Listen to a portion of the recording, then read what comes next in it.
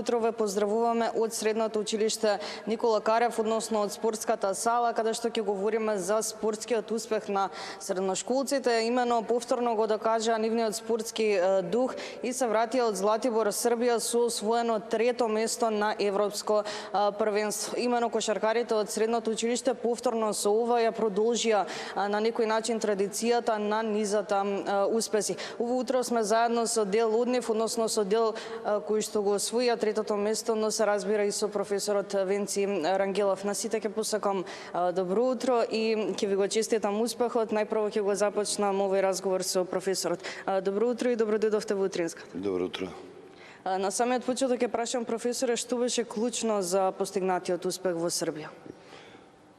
Клучно беше тоа што во оваа екипа, уствари екипата беше составена од, по моје мислење, најдобрите деца на нивна возраст. Малце требаше време, неколку надпревари доека се уиграат и постигнавме значителен резултат.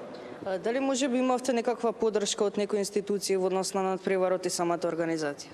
Да, патувањето и учеството на Европското првенство немаше да се оствари доколку немаше помош од Министерството за спорт и од Федерацијата за училишен спорт и секако од директорот на гимназијата Никола Карев, Андре Мононев. Верувам дека гледачите ќе сакаат да слушнат колку сте горд на нив и колку е тешко во денешно време учениците да се пренасочат кон самиот спорт, односно да се подигна спортот на едно повисоко ниво.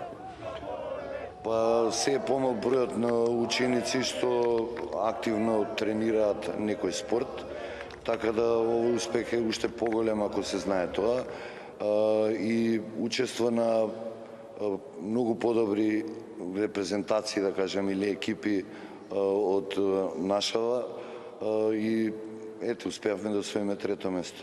Да се надеваме дека ќе има повторно успеси, повторно ќе говориме за нив. Ви благодарам многу за одвоеното време. Со Дамјан сега ќе започнам. Дамјан, какво е чувството да се освои трето место на европското првенство? Топ. Јас сум многу задоволен од себе си, од тренерот, од соиграчите. Дадовме се од себе, мислам дека се покажавме добро. Ете повеќе за државата, да се представиме на најдобар левел и се беше топ. Какви беа реакциите од твоите домашни, можеби од твоите блиски пријатели? Сите беа исто изненадени. Ние отидовме на големо надпреварување, каде што отидовме да земеме и прво место, значи ние целевме кон најдобриот успех. Одбивме трето, ја земавме медаљата и си се вративме дом. Ти благодарам многу, се надевам дека овој став ќе го слушнеме и од двајцата други кошаркари. Ќе започнеме со Алексеј. Алексеј, кој е твојот впечаток од самиот надпревар? Кој можеби според тебе беше најголемиот предизвик? Според мене, мислам дека најголемиот предизвик беше да земеме прво место, но ние идевме кон таа цел и бевме спремни да го направиме тоа.